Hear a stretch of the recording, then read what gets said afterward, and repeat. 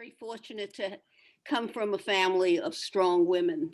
Uh, they did not necessarily become a congresswoman or a president's wife, but within their own lives, they came from Russia, uh, learned a new language, adjusted to the new country. Um, did did what I learned was you do what you have to do, and you do it. There were four sisters. The youngest one was very little when they came, so she was educated here in the United States and was, more the American child. Uh, she didn't marry till quite late and lived with, in those days, you lived with your parents. When my grandfather died, she was in her 30s or so, and it was expected that she would stay with my grandmother and, take care of her. But instead, she took an apartment in Greenwich Village and said to her older sister, Mom, Mom can live with you, and I can either be known as the crazy bohemian aunt or the old maid who stayed with her mother. And I was about 11 or 12 or so. So it was very exciting for me to have an aunt who lived in Greenwich Village. And she was one who taught me to go to the theater and to eat out and so on. And then she joined a hiking club.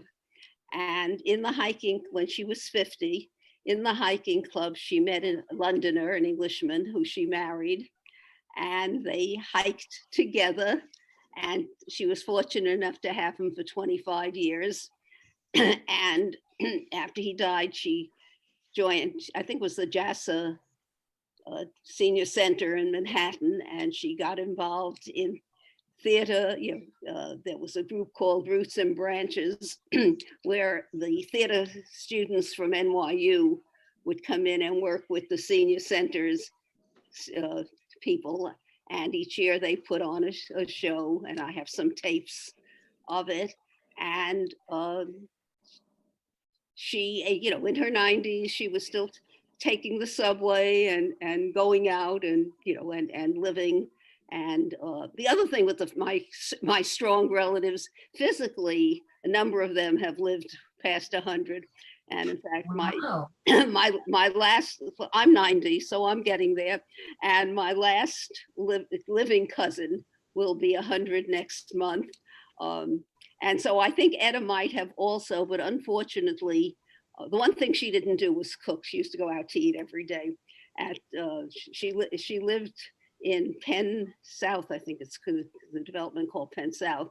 And she was crossing the street to go out to dinner, and unfortunately was hit by a car at age 94. Oh. But Oh, she lived a very meaningful, life. And in terms of changes I've seen, I was an elementary school teacher, and when I did my student teaching, I remember I was married, and I remember my supervising teacher saying how lucky I was, because when she started teaching, if you got married, you had to leave. Yeah. In my time, if you got pregnant, you had to leave. But if you were just a little pregnant by the end of the term, if it was just a month or two, you could stay. And I was working in this large school, and I was pregnant and wearing loose tops, whatever, till it was the spring break. And when we came back from the spring break, as I said, it was a large school. There were 5 floors. And the assistant principal was going around greeting us all. And when he came to my door, I said, Mr. Shapiro, I have to tell you something. And he said, congratulations, you're number 7. Because we all hid it from him. Now you can teach till you're going into your 10th month or so on. So that's one of the changes I've seen.